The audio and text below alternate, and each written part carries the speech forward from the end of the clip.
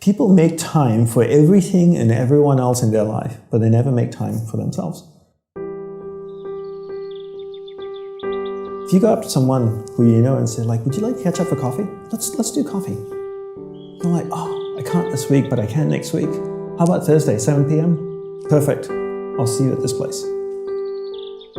When was the last time someone is willing to take time out of their life to spend time with themselves? So if I wanted to get to know you, and we've had one dinner and had a great conversation, we're spending time here. If I wanted to get to know you, I would have to spend time with you. We'd have to meet up for coffee, a glass of wine. If I really want to get to know you, maybe we meet up once a week. Every Friday night, we go out for a glass of wine, we chat for a couple of hours. After a year, I'd get to know you really well, you'd get to know me really well. But it requires me spending time with you. So if you want to get to know yourself, you need to spend time with yourself. But in a way that you can inquire, right? So people say to me things like, oh, I walk my dog in the park, that's my time with myself. And you're like, no, it's not.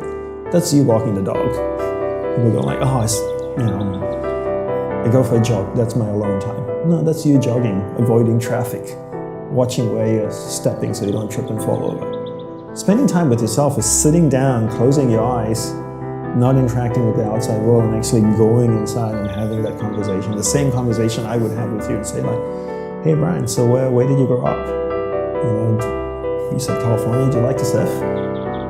No? Hate the water? Love the water? Tell me, right?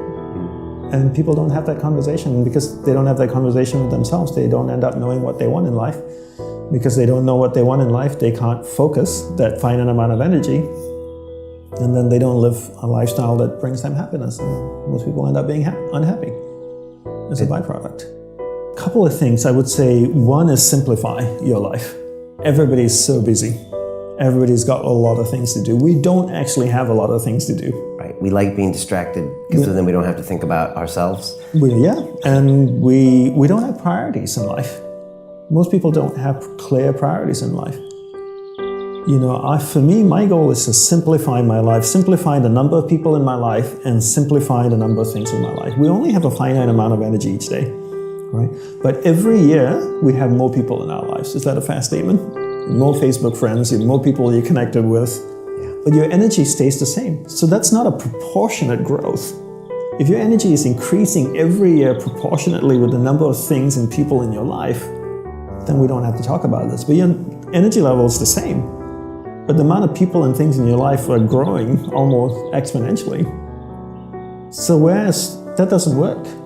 So for me, it's always about simplifying first the people and things into your life, into who and what's most important, taking that finite energy that you have each day and focusing. The second step is learning how to focus and concentrate that finite amount of energy into the people and things that truly matter. Now you start to create a lifestyle that you actually love because you invested into people and things that matter, and the byproduct of that is happiness. And you said happiness is not a goal. Is that correct? Yes, happiness is not a goal. And if you ask most people, what do you want in life? They say, I want to be happy. Right? Would that be a fair statement? I mean, literally, it's in the U.S. Constitution, I think, the pursuit of happiness. The pursuit of happiness. I always say you should never pursue happiness. Don't pursue happiness. Pursue a lifestyle where the byproduct of that lifestyle is happiness. So happiness comes as a byproduct. I spend time with the people that I love. What is my byproduct? I'm happy. I spend time with people I don't like. I'm not happy. So don't pursue happiness. Pursue a lifestyle that gives happiness. But in order to pursue that lifestyle, you need to be clear what you want in life. What's your purpose in life?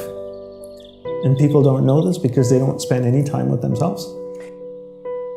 People think that the more you meditate, the better it is. So 20 minutes of meditation is not as great as 3 hours of meditation. And it's actually not how we work. For us, we believe in quality as opposed to quantity. We spend the whole day preparing to meditate. What comes before meditation? Concentration. Concentration comes before meditation. So you need to learn how to concentrate in order to meditate. And we believe that you can't meditate if you can't concentrate. So we spend the whole day focusing on concentration. So when I spoke with someone in a monastery, I spoke with another monk, I gave them my undivided attention. When I worked on my laptop, I focused on working on my laptop. When I swept the sidewalk, I focused on sweeping the sidewalk. So throughout the day, I'm practicing concentration. Now when I go to sit down to meditate, I'm really focused and I can have a dynamic meditation session. And I always use the simple analogy of, take Usain Bolt, for example, the sprinter, right? I don't know much about him except he won 3 gold medals, fastest man on earth from Jamaica. I can make an assumption and tell me if I'm wrong that his whole day is structured. That he eats the right kinds of food, he drinks the right amount of water, he goes to the gym. If you look at the boy, he's ripped, right? Probably works out, runs every day, I'm sure, sprints, does all kinds of things. But his whole day is preparing him for 9.57 seconds or whatever it is his world record is, not the other way around. And people come up to me all the time, Brian, and they say, Dandapani, I'm so stressed out, I've got so much happening in my life. Do you think if I meditate for 5 minutes in the morning, it'll help my whole day? I'm going like, well, what are you doing the remaining 23 hours and 55 minutes? That's what I want to know. Because if you try to meditate for 5 minutes in the morning and the rest of the day you just live a chaotic life, that's not, it's a good start, but it's not really helping you. It's like eating a carrot in the morning and then eating hamburgers and fries all day and hoping to have a healthy diet. You have to understand that your whole day, your lifestyle is what's going to support your meditation practice at the start, and then your meditation practice grows, and then it turns around and supports your lifestyle, but not the other way around. You don't create a meditation practice to support your lifestyle. You create a lifestyle first, meditation second.